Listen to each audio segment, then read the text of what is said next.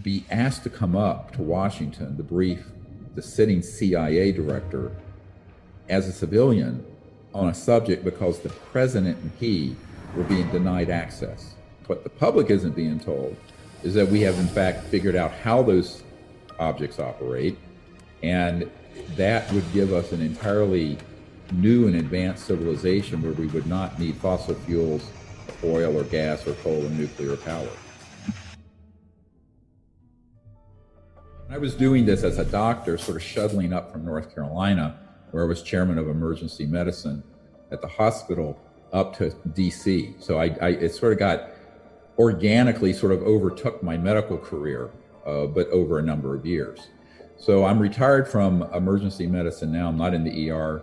I'm working now to try to bring this information, and more equally importantly, the technologies that are behind these spacecraft and things that are being reported on CNN now, because what the public isn't being told is that we have in fact figured out how those objects operate, and that would give us an entirely new and advanced civilization where we would not need fossil fuels, oil or gas or coal or nuclear power.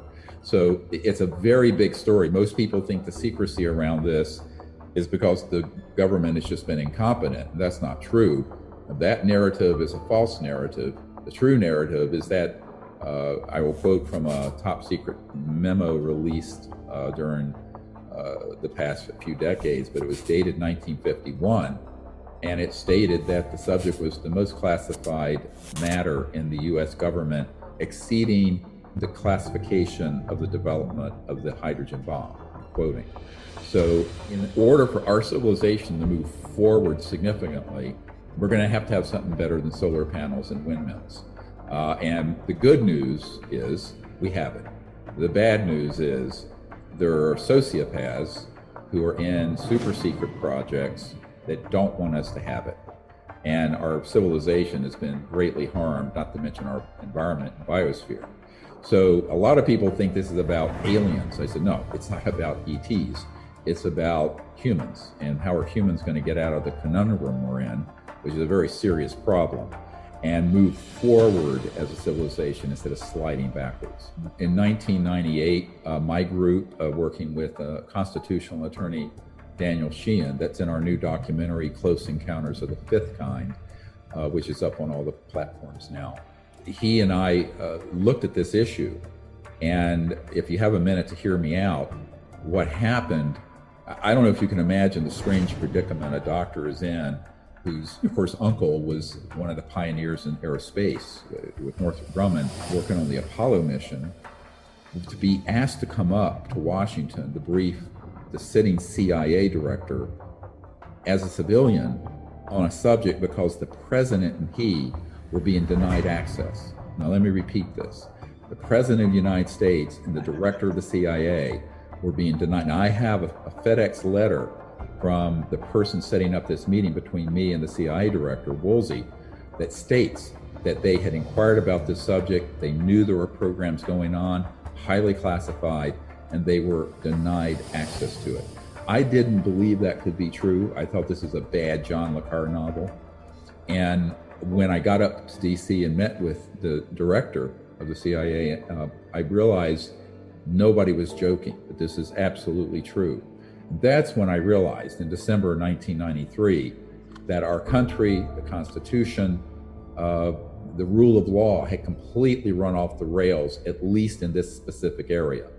And it was pretty much what Eisenhower, if you looked at last speech Eisenhower made when he left office, when he said, beware the military-industrial complex, because it will become a threat if we're not careful to our democracy and our way of life. That was his farewell speech. And this is a 5-star general, World War II hero, of course, and a Republican. And no one really understood why he made that as his last speech. Well, it turns out one of his military guys who worked with him the last couple years of his administration was an old guy that I got to know and was one of our Disclosure Project whistleblowers. Said, oh yeah, I was at the White House and Eisenhower had been pushed aside and had lost control of those projects. So I think this is the part of the story that people have a hard time in a sense, getting their minds around, because we all grew up with our history lessons and our civics lessons, and the president is the commander in chief and blah, blah, blah. In reality, the emperor has no clothes, and there are classified projects that go on, unfortunately, that are not supervised by the president or the Congress. What are your thoughts about Area 51? Well, that's a grid name. So the actual proper name is the Nevada Test Range, Nellis Air Force Base. And to be specific, in what the pop culture calls Area 51, nobody in my circle calls it that. The key names are S3, S4, S9, S12, Groom Lake, Bahut Mesa. So there are two parts of that operation. The ones that there's part of it that is the energy transfer part, where they are studying retrieved extraterrestrial vehicles that we have, when we have these, and studying how they operate, all the different systems.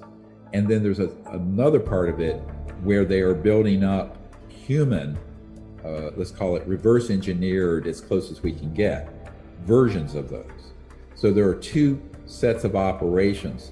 There are almost no contact between the people in the DUM, the Deep Underground Military Base, where the ET craft are held, that are working on the other. There's sort of a firewall, but things are transferred, but the people working on the one are not just going back and forth. There are other facilities that are actually much more important than that one. Outside of Salt Lake City, outside Provo, there's something called the Dugway Proving Grounds.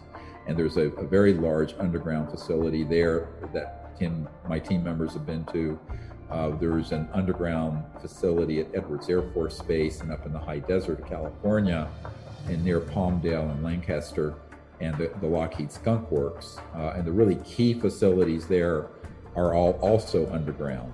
Over the years, I've developed relationships, as I mentioned, with hundreds of people who worked and are currently working in those facilities who give us information. Facilities have ET craft that are stored.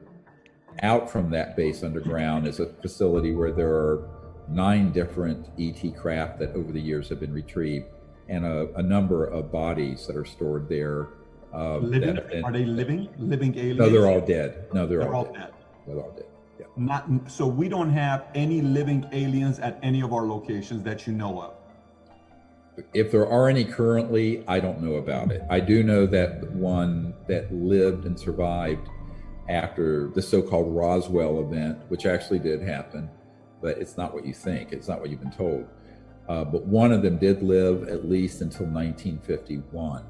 And I have an Army intelligence officer who actually saw that being in a cage near Camp Peary, near Williamsburg, Virginia.